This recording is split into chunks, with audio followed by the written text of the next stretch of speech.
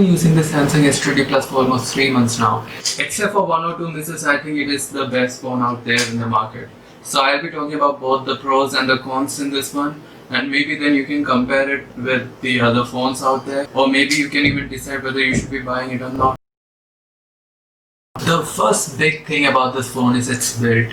Now speaking of the build, at 6.7 inches it sounds pretty big and it even looks pretty big. I mean, because of the bezels, which are almost negligible in this, barely occupying 10%, but it does not really feel that big because the length to breadth ratio of this phone is higher than most of the other phones out there, which I think is really a smart move by Samsung, giving it a sleek and ergonomic design. As for the edge-to-edge display, it's not as prominent as the previous ones, but it does the job, and aesthetically I find this more appealing because they haven't gone too much with it, yet it's giving a submersive effect.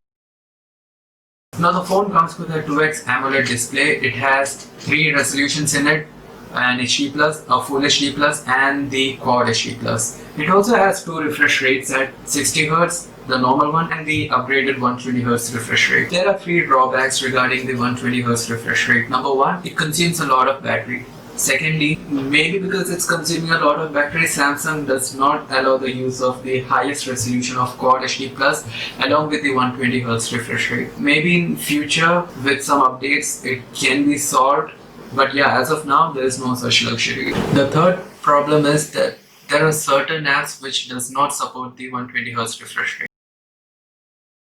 Speaking of the battery, it has a 4500 lithium polymer battery. It comes with a 25-watt fast charger, so within 1 hour I think you can go from 0 to 100, and if it's on airplane mode I think I can manage it in like 45 minutes or something. And on full charge you will be using the phone for 6 hours minimum. Depending on the settings you can also extend it to about maybe 10 or 11 hours. The phone also has 15 watts wireless charging and 9 watts reverse wireless charging, which means that you can just place another device that supports wireless charging and place it on the back of your phone to charge that device using this one. Samsung was advertising the phone. Security was something they were centering this phone on, but here's the thing, this phone still uses the primitive 2D Face ID recognition, but Apple has been using the 3D Face ID since its inception. So yeah, in darkness you can't actually use it unless your screen is on and it's really bright. Also the fingerprint scanner, it has an in-display ultrasound fingerprint scanner. It's supposed to be more secure in comparison to the optic scanner, but in this one it's less efficient. I mean, there are times when I have to keep my thumb on the screen at least twice and I have to show this extra sincerity while going through it, like ensuring the thumb is placed on the exact spot and all, which is sort of inconvenient. One more thing I'd like to mention is that be careful when you buy a tempered glass for your phone, because the fingerprint won't be compatible with all the glasses out there. You also have this secure folder in which you can store your private mails, chats, apps, photos or whatever, and keep it aside with a safe lock. But yeah, the Samsung phone does not have an app lock for each and every app in the phone like the Xiaomi ones. Also, Samsung has the Samsung Pass. So if you're logging into an account, you can just click on the key and it will automatically type the ID and the password and let you in. This phone also has an 8GB RAM and a 128GB storage. It is extendable up to 1TB, but that comes at the cost of a SIM because one of the SIM slot is hybrid. Among all the terrifying features the phone holds, one major drawback is the chip. Samsung produces the Exynos chip. What they're doing is, throughout the globe they are giving the Exynos 990 chip in the handset, but in the US they are actually giving the Snapdragon 865. Now those who are reviewing these two phones parallelly, they claim the Snapdragon version to be more superior than the Exynos version, which reflects in the battery performance and the camera. Now the 6 to 7 hours of screen time that I had told you about, in the Snapdragon version it is actually higher than this one, and the Snapdragon version does not seem to heat as much as the ones in Exynos version. In fact, the Exynos version seems to heat up a lot. I really have heating issues with this one, but the device care does warn you, and if you just keep the phone off for a minute or two, it just cools down. But still, that's a problem that you won't be expecting in a smartphone of this price range. Also, performance wise, the ones who have reviewed both the phones have claimed that it's at least 5% better than this one. One more thing is that the USA is the only one that will get the 5G version of the phone, while the rest of the globe will get the 4G version. But that's not something that should stop you from buying this phone, because I don't see 5G getting popular for at least the next 2-3 years. Even the GPU, the one in the US will be the Adreno chip, while the rest of the globe will be getting the Mali chip. This is Edge screen. You can keep certain apps here for easy access, like adding alarms or weather, live messages, clipboards, tools, and we also have certain contacts that you might be using frequently and reminders.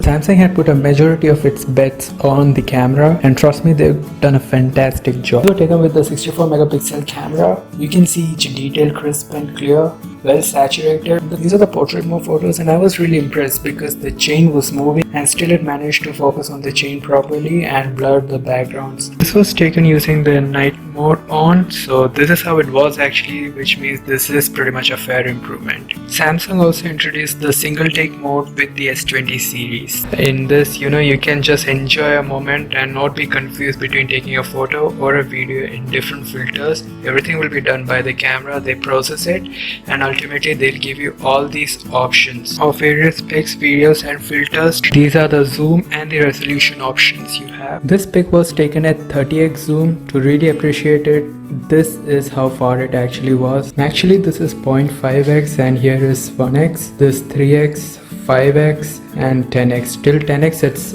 optical zoom, after that it's digital zooming, and it's pretty clear for a digital zoom at 30x. The photos taken are really beautiful, crisp and clear, but that comes at the cost of a lot of space, with these taking up almost 10 megabytes. Even in terms of videography, there was this 10-minute long 8K video which had taken up almost 1.5 GB, but the tech gurus are calling it the best smartphone cam in the market.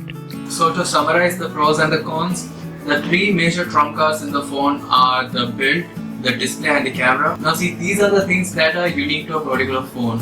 I mean, software and UI wise, you'll be finding certain features in other Samsung and Android phones. So I think when it comes to these three features, this phone really excels. UI, for a change for Samsung, I think this time it's really good and smooth. Also updates. This time they're giving a lot of updates. Maybe because of the initial period, I don't know, but I hope it continues like that. Usually Samsung is known to give updates for like 2 years, while Apple is giving for like 4 years or something.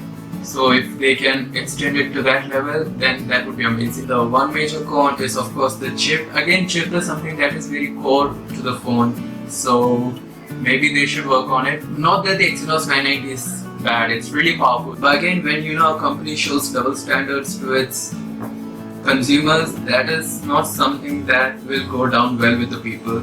So maybe they should look into it. In India, the price of the phone is 79,000. So yeah, with that I come to the end of this video. If you think I missed out on anything or you wanna criticize or share your views, just put it down in the comment section. It is my first video, so there are certain flaws in it, but I promise you that I'll be improving and bringing up more quality content, something that you will be looking forward to. So please do subscribe and share. It won't take you even a minute, but it will really mean a lot to me. So yeah, take care of yourself, take care of your family. It's me signing out. It's